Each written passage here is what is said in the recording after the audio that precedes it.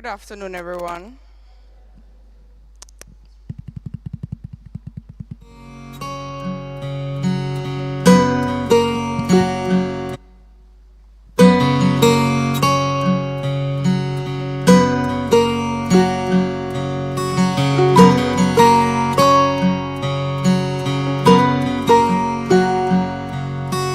Jenny's got more months than she's got money.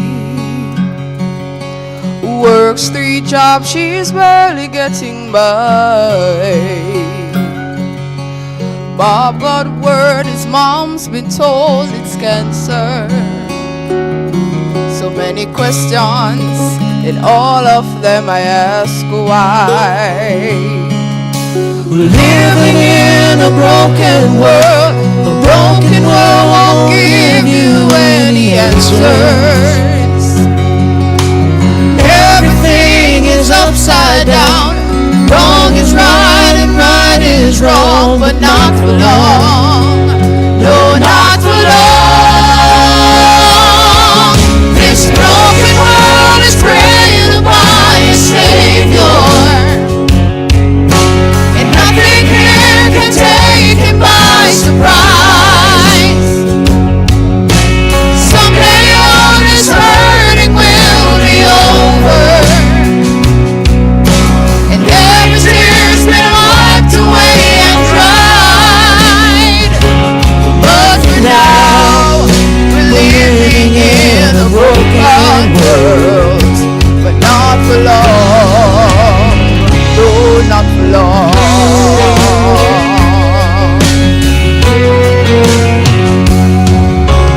Mama spent her waking hours praying.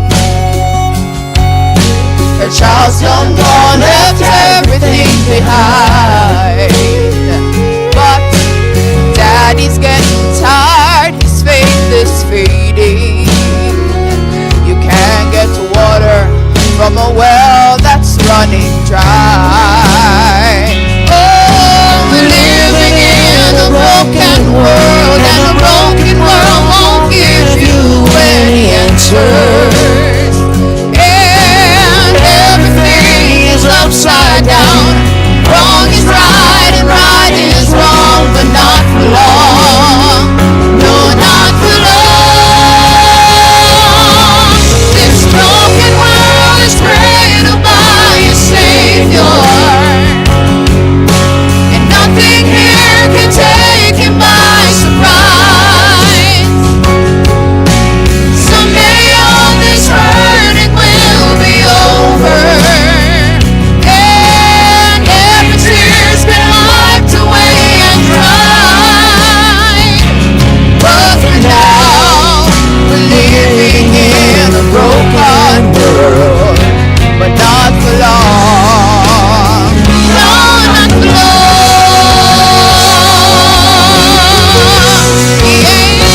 Yeah, but this broken world is created by a Savior, and nothing here can take him by surprise. Someday all this hurting will be over, and every tear's been wiped away and dried. But for now, we're living in a broken world, but not for long. No, not for long. But for now, we're living in a broken world, but not for long. No, not for long.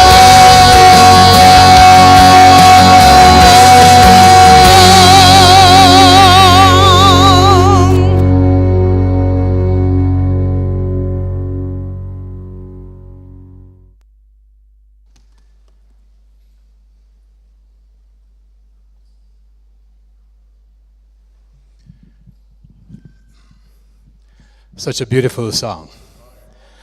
Thank you very much for the invitation, Dr. Buckley and team, to present on this very important topic. And thank you again, Mr. Smith, for your kind words of introduction. We're going to go straight ahead into our presentation. And as you can see on the screen, and you'd have heard the topic before, do I need a degree or just AI? The ethical fusion of AI, artificial intelligence, in higher education. For the next few moments, I want you to travel with me looking at the following areas. So I'll start with an introduction, then I'll look at the history of AI, and afterwards I'll look at some applications of artificial intelligence, the fusion of AI in higher education, some risk factors associated with the integration of artificial intelligence in higher education. Then I'll look at the value of a degree, and certainly I have to go to my Vox Pop for generative AI to speak also, since we're talking about AI, and then we'll look at the future of higher education. So it was Al-Zarani and Creeley, 2022, that actually stated that artificial intelligence has become this transformative force, not just reshaping various industries such as the communication systems, software applications, data storage, business operations, cybersecurity, social media. Very important, the way artificial intelligence is being used today. But I want us to ponder this afternoon for the next few moments. As AI reshapes these industries, is a traditional degree still necessary? Or can I go alone with just artificial intelligence to provide the knowledge and skills needed in this day and age? I want to now take you through a historical perspective on artificial intelligence.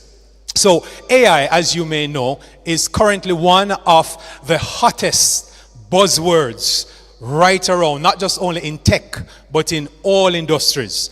Everyone now is talking about artificial intelligence. And over the past few years, we have seen several innovations and advancements that have previously only been seen in the realm of science fiction.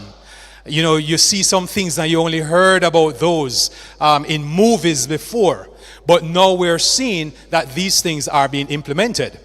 It was Dougal, 2023, who tried to present a definition for artificial intelligence, and he postulated that it is the method of making a computer or a computer-controlled robot or a software think intelligently, and do not miss this word, like the human mind. This is further supported by Baum, 2011, where it was opined that artificial intelligence is the study of computer systems that attempt to do what? Model and apply the what? The intelligence of the human mind. From a historical standpoint, the concept, and I heard Pastor Chambers mention this in his devotions, just about 1944 to about 1950, the concept of the Turing test came on the scene. So there's this great scientist by the name of Alan Turing that came up with the computer machinery intelligence, and he came up with this machine that they said exhibited intelligent behavior equivalent to that of a human. So the concept of artificial intelligence is not a new phenomenon. Why? Because from 1950, the concept of creating intelligent systems came on the scene. You may have seen things like chatbots being used, but that's not a new phenomenon either, because in 1960, the first chatbot to be created, Eliza, was created, and they said that this particular chatbot had the cognitive capabilities. There was the first mobile intelligent robot in 1960 called Shaky. So now we hear about robotics, we get so excited, but it's not really a new concept. It's just that the technology has now advanced. In the realm of artificial intelligence, there are three broad domains that I want to mention. in the 1950s to about 1970, the concept of neural networks came on the scene. So they created machines now that they say could simulate a hypothetical neural network. And basically, neural networks are seen as these interconnected nodes that are used to process and learn from mistakes. That's an important part of AI, learning. Similar to how the human brain works. So in about 1950 to 1970, we had, that concept. Then in 1980 to 2010, around that period, the concept of machine learning came on the scene. And machine learning now is where computer systems are able to learn and adapt without following what we call explicit instructions. So they are almost becoming autonomous in nature. Today, we are now talking a lot now about deep learning. And deep learning is really a sub-field of machine learning.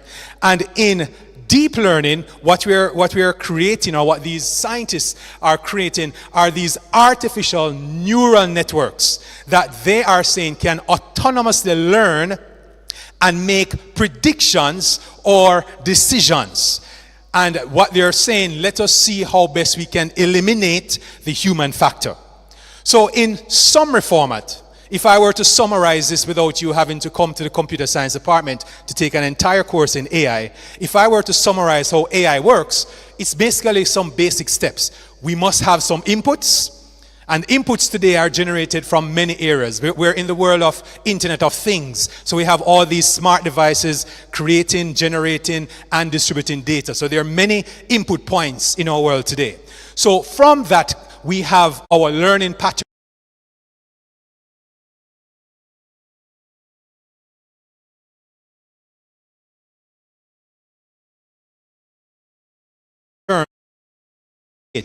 Then the next phase will be to make some predictions. And after making the predictions, you have concepts like computer vision, speech recognition, language processing. All of these we have been using, some of them unconsciously, and not realizing that you're actually utilizing artificial intelligence. And the last step in this basic model is the idea of performing tasks. And this is where we can have expert type systems doing data processing, data generation, or data distribution. Wow, that sounds like a whole semester worth of content there. But let me come back now to the main area. Let us now focus on some of the applications of artificial intelligence.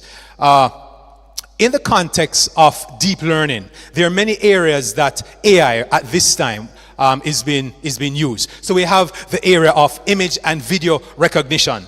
That's been used extensively. Speech recognition. When was the last time you went on your phone and you say, hello Siri, or hey Google, and you're one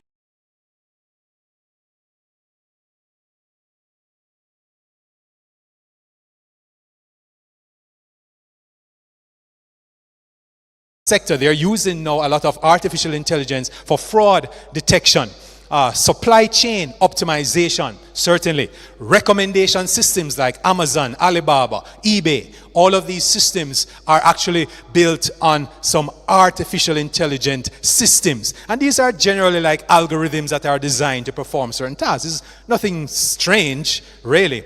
And then even in the medical field now, we're seeing how this is being used. Another area that AI currently is being used extensively is in the context of wearables. So if you have on a fitness tracker or you have on a smartwatch, these are using artificial intelligence to monitor and analyze your health.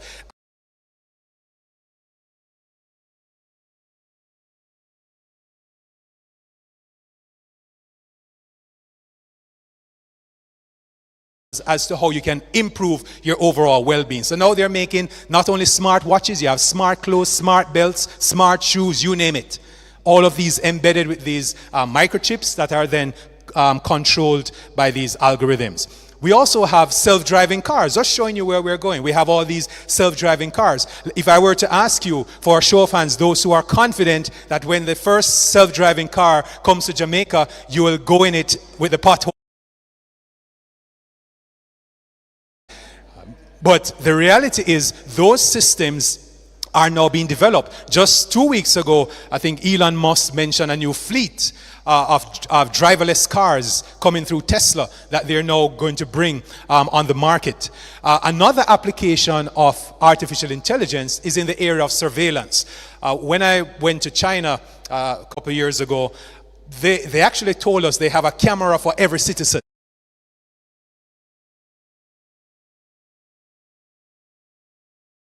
Across. Jamaica is now trying it. Some companies are trying it on a lower level. But these are some of the applications. From a navigational standpoint, if you use Waze or Google Maps, that's built on some artificial intelligence. Let me see those who use.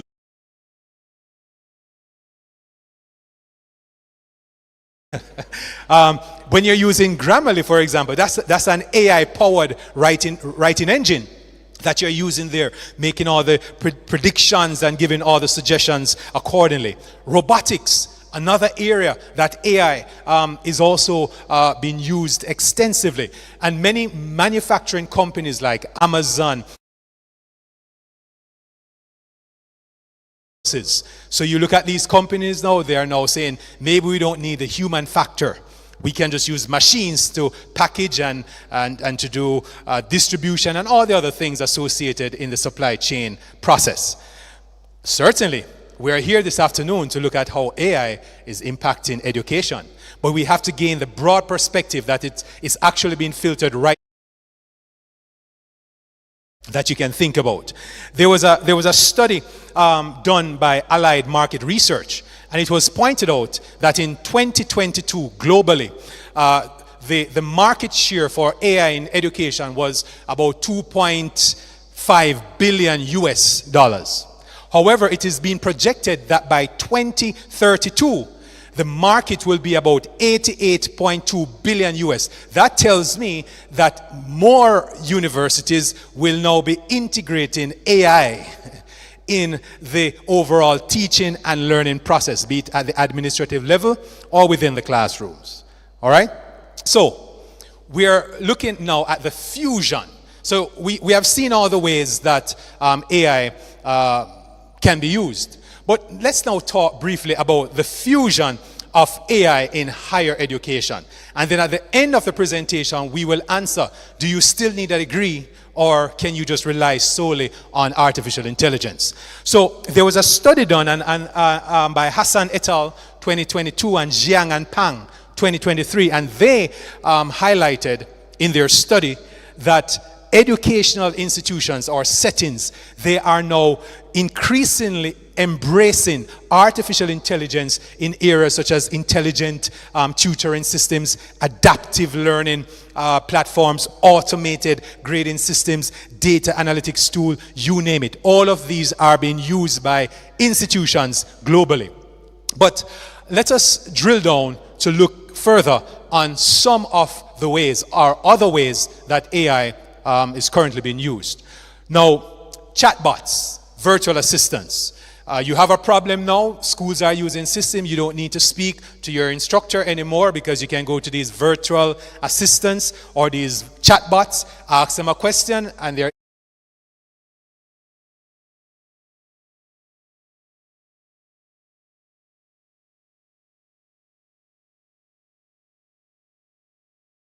large learning models that are being trained to answer certain questions. So one of the top applications for AI in education now is chatbots. I'm seeing it being used a lot in businesses now on their websites, for example. But in education, that's one of the areas. Automated grading and assessments. Now, if we're talking about adaptive learning and we're talking about catering to the different learning styles, now, I must submit that AI has made that a lot easier for teachers to prepare lessons to address the needs of every learning style. And it can be done in 30 seconds. Just letting you know. So all these are the automated grading, the assessments. AI right now assisting with that to create personalized assessments for our students. The intelligent tutoring systems, I mentioned that earlier.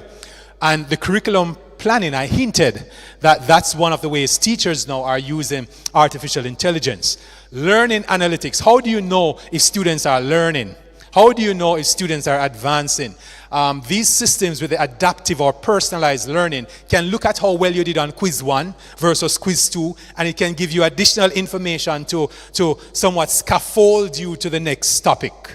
So it is creating this dimension that we classify as, this learning analytics, creating this framework so that the learners are always being provided for. And certainly content creation and content recommendation, another important area. I want to highlight, there was a study done by Forbes magazine talking to teachers and how they are using artificial intelligence. And it was shown that many teachers now they're finding creative ways of using AI-powered games to assist in the delivery of content. Right? I don't know if we have many of those here yet, but that's the future for some institutions. But certainly, teachers across the globe are saying, hey, there are AI-powered games that are out there that we can.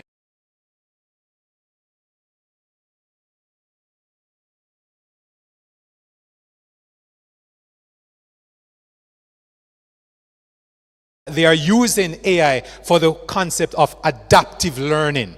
The adaptive learning platforms, chatbots, 35%, intelligent tutoring systems, about 29% of the respondents would have shared that those are some of the ways that AI currently is being used. Now, with any good thing, and you may be saying, wow, this is really a summer presentation in 30 minutes. But you may be saying, wow, there's just so many things that can be done with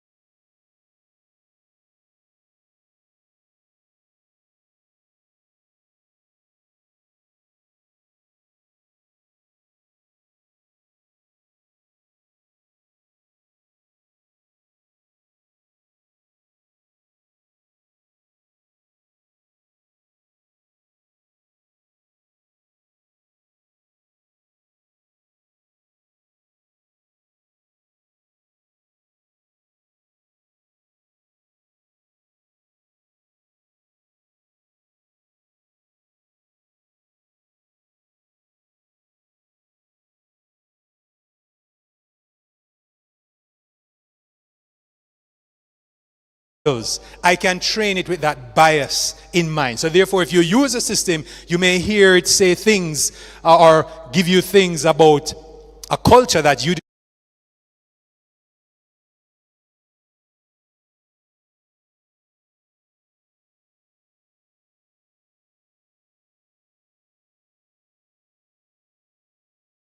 autonomous. A major challenge for us is data privacy. Data privacy and security. Now, all of us here, we are concerned about the potential infringement of, our data being captured and used and sent to places without our knowledge. And because of the volume of data being consumed, there's a major concern about how then things like FERPA, you may have heard of FERPA, and GDPR and our own Data Protection Act in Jamaica. How will these things as risk factors affect how we use these tools, because that's something we'll have to consider. How do we use things like anonymization and encryption and other techniques to ensure that your data, when used on these platforms, are maintained and held in the strictest of privacy and security. The next area that I want to mention as a concern is the reduced human interaction. Now, Dr. Buckley gave the beautiful example about the neighbor earlier in her speech. And when you think about that, if you're using AI extensively, there'll be no need to go to the teacher. So that social dimension that is necessary for us to exist in this world would be removed, because you'll be there talking to the machines or to a terminal every day for hours, and that's in and of itself is a problem. Unemployment is also a risk factor. Let me tell you straight up, if you're going into a career that you're only doing repetitive, mundane tasks, so you open an Excel, you type some things, and you click summation or future price or whatever you're calculating, and you're doing that every day, that's a job that will be easily replaced. So even in the academic sector, if somebody is just doing repetitive tasks, that can be easily replaced using AI, and for many that's a risk factor, people losing their jobs. Technology overdependence. Dr. Buckley mentioned that earlier, where you can't do the assignment unless you first check it on ChatGPT. So you become over-reliant on the technology. And one day you don't have any internet, and what happens? The assignment is not submitted. or the submitted assignment is below par, because you have become over-reliant on the technology, and that's a major challenge there. Another factor is, as institutions like NCU, to implement some of these systems, it will cost a lot of funds, because you have to have the infrastructure for certain platforms that you want to use. So that's one of the risk factors. The ethical issue, we should never miss the fact that as AI is being deployed across the globe, people are meeting to discuss from the ethical standpoint, how do we control what's happening here? And it is not easy to regulate. It's not easy to regulate artificial intelligence, right? Not easy to regulate artificial intelligence. And because of that, from the ethical standpoint, there must be transparency and accountability. There must be what? Transparency and accountability. And the last one I want to mention from my list here is the accessibility concerns. Now, persons with disabilities, we will have to create systems to cater to them. So they would be removed if we're just, basing our perspective on what currently exists. And persons who probably live in areas that they don't have access to internet and other resources can also fall in this marginalized group. And so the accessibility concerns will become an issue. So, I've said a whole lot in a short time. But the question for us this afternoon is AI taking over the education system? So, do we still need a degree? Can I just sit in my living room? Can I just stay home and become so proficient in what I'm trying to do? I want to highlight here that there is still a value in having a degree. And I'm going to share just a few perspectives.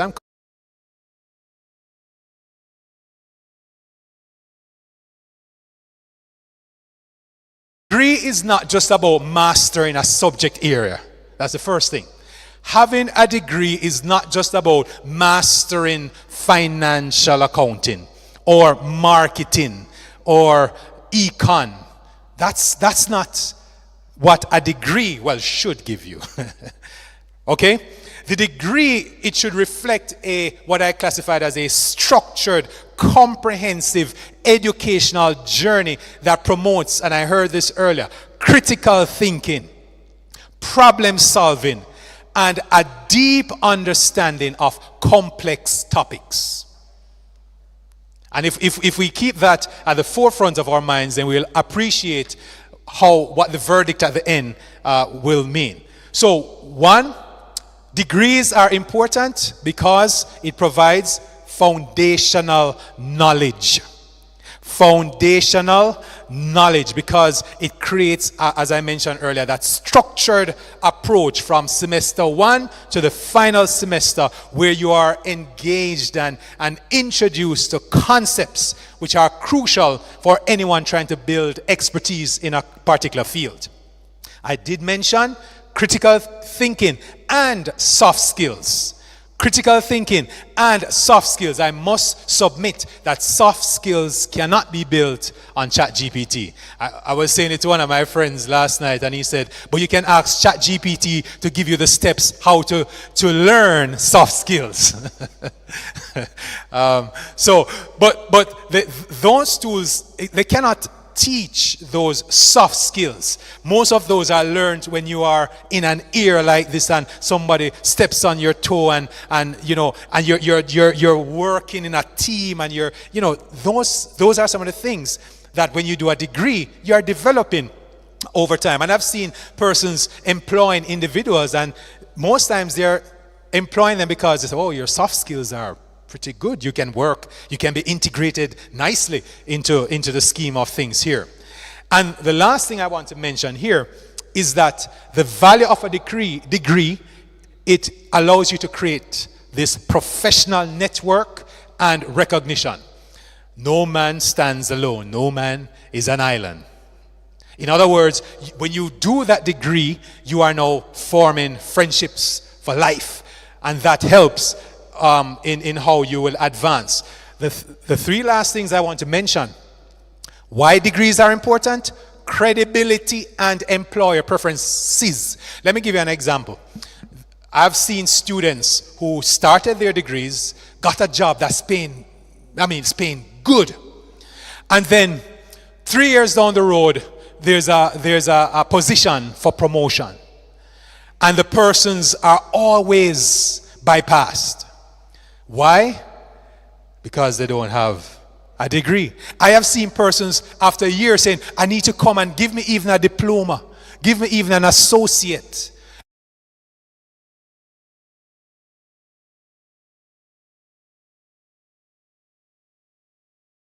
Of credibility. And most, if not all, employers around the globe will appreciate this. The degree would create this foundation for lifelong learning. Yes, remember we mentioned it gives you this foundation so you can advance. And it also prepares you for these specialized careers, because you'd have been given the foundation necessary to advance your careers. As I'm coming down now. So, generative AI. Most of us, we're using generative AI. Generative AI. You use ChatGPT. So I said, what if I asked generative AI this question? How would you encourage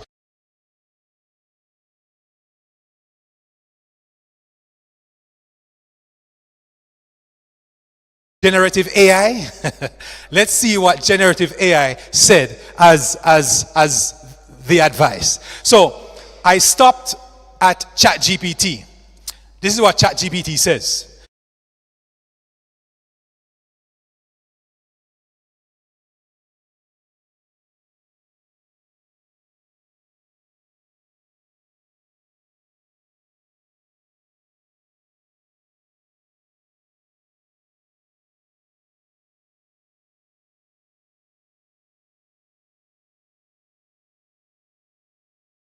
The same. Let me give the same prompt. So the proper term is prompt.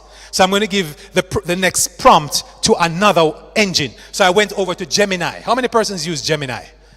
You don't even know. Okay, all good. You can research on Gemini. That's Google's version. And I asked the same question. Let's hear the response. While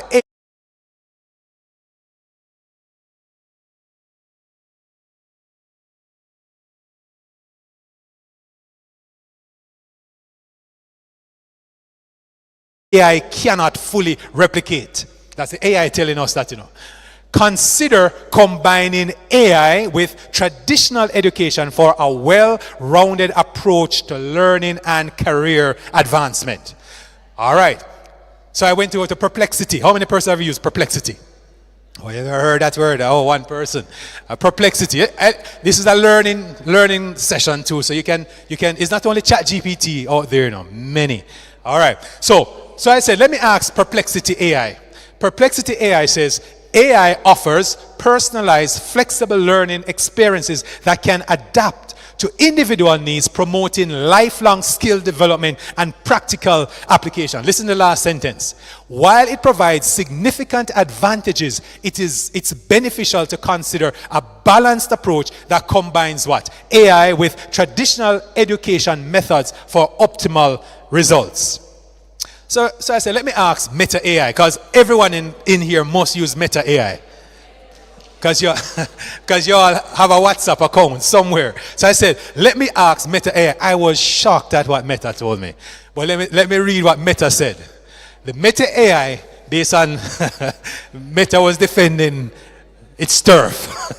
So Meta says, don't limit yourselves to traditional degrees.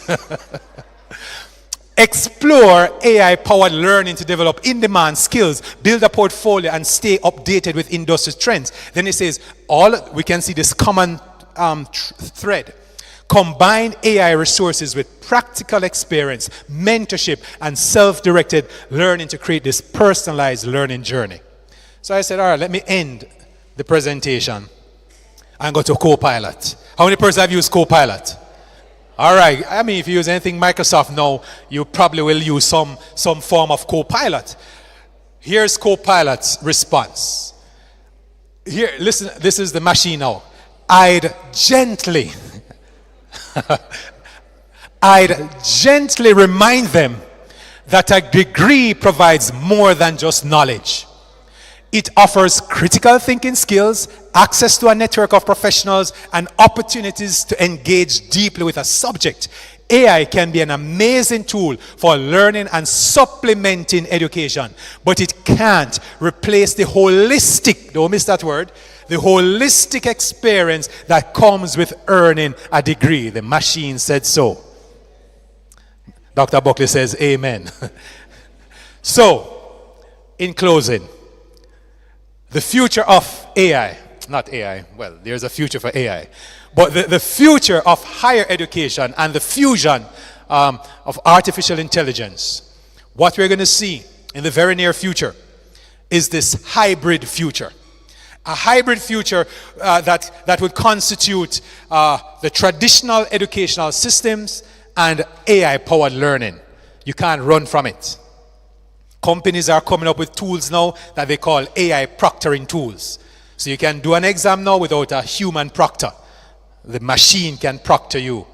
Check if you're sneezing or closing your eyes or looking down too often. The future, a hybrid future. And what we're seeing, ladies and gentlemen, is that this future must be one that would work together to create what we call this well-rounded, adaptable learners. AI, in the end, can help personalize and democratize learning. And finally, degrees provide credibility, structured knowledge, and soft skills. No wonder, if you follow the news, the education ministry in Jamaica, they're saying, hey, we must integrate artificial intelligence into our curriculums. That's from the ministry. Guyana, just 2 weeks ago, they had a seminar in Trinidad where CXC saying, hey, the future for CXC must include artificial intelligence. And the president of Guyana, who was giving the keynote address, he says everyone must, across the Caribbean, must embrace artificial intelligence in education, warning that failure to do so will harm the Caribbean. And Jamaica, we are told, must embrace a future where AI takes on teaching roles. One of my friends called me the other day and he said, so Damien, think of a concept. You're always thinking about AI things. And he said, if we have driverless cars, can we have teacherless class? He said, think about it. Put your mind, how would that look? What would that look like? The future, having AI in the educational system. And I just mentioned the transformation of CSEC. So ladies and gentlemen, I have done 32 minutes and I saw that on the running orders I've done well. So the question to ponder as we would have started this lecture, do I need a degree or just AI?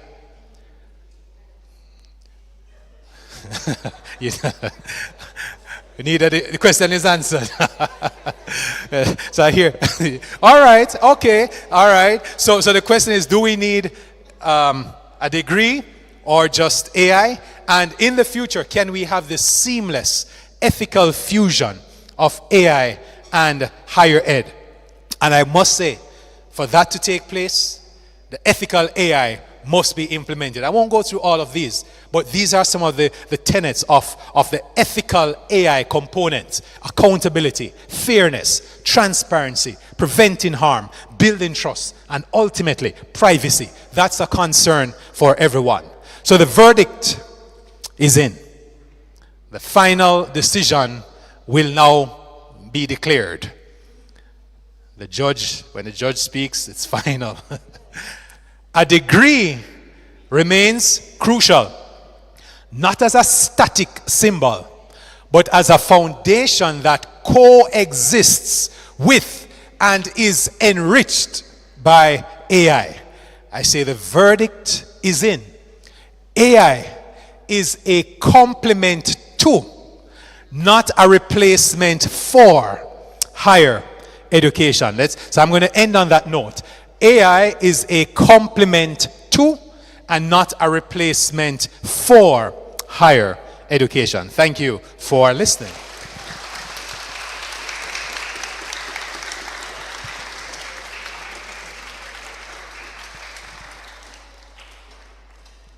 I guess I was so clear. Do you have any questions? Yes? It was like a clear lecture, just ready to do the sectional. Are there any questions? It's just clear. Miss Sina is just clear. You don't have any questions. It's clear? All right, so it's clear. So if it's clear, thank you very much for listening, and I hope that you would have gained further insights as to how AI can be infused with higher education. Thank you.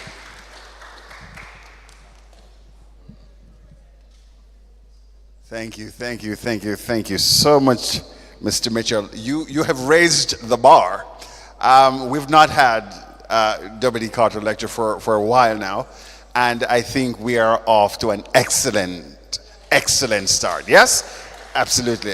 Thank you so much for taking the time out, Dr. Mitchell, to come and share with us. It was really, really enriching. As I reflected on it and, as we mused about what we would talk about with AI and dealing with the reality that students often use AI, ChatGPT, to do assignments, I'm thinking if you use and depend on AI so much, when you march on graduation day, is it really your degree or AI's degree that you're collecting? Just thinking about it. We have to engage ourselves, So thank you so much for bringing the issues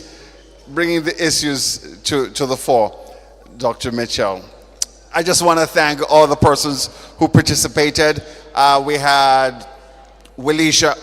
No, we're coming to a presentation just after. Let me just thank everybody and then give you a nice little gift. Willisha and the team that did the praise song. Was the praise and worship rich? The harmony was tight. Yeah, I loved it. Pastor Chambers, thank you so much for coming and sharing and putting things in perspective. Dr. Buckley, of course. Thank you, Nathaniel, for the welcome, your involvement. Our BASO president. Yeah. All right, yes. Give it up for our BASO president. Mr. Smith, of course, usually, we anticipated that you would have brought the kind of class that you did to the occasion. And the song by Dejanay, yeah? That was on point. That was really good. Thank you so much. And Dr. Mitchell, just to show how much we appreciate what you've done for taking time out, and we expected the kind of energy and perspective that you brought to this conversation. So at this time, I invite the person who has the gift to come, and we invite you to come forward and accept this on our behalf. Well, from us as an expression of our sincerest gratitude. All right. Is that okay for the camera? Okay, so they can see. Thank you so much, Dr. Mitchell, for that wonderful presentation. I need not say anything more because everything was really clear. Thank you so much, sir. Thank you. Thank you so much. At this time, we will stand for the school song as we bring the curtains down on Deputy Carter Lecture Series number 1 for the new era of Deputy Carter. The school song? To the blessed hill you have brought us, where we've had our hopes and dreams fulfilled. Oh, the glorious things you've taught us, midst the pine trees and the wind. We will rise and call you blessed as we strive to serve mankind. And we praise our God each moment, for the love in you we find. And we praise our God each moment, for the love we have.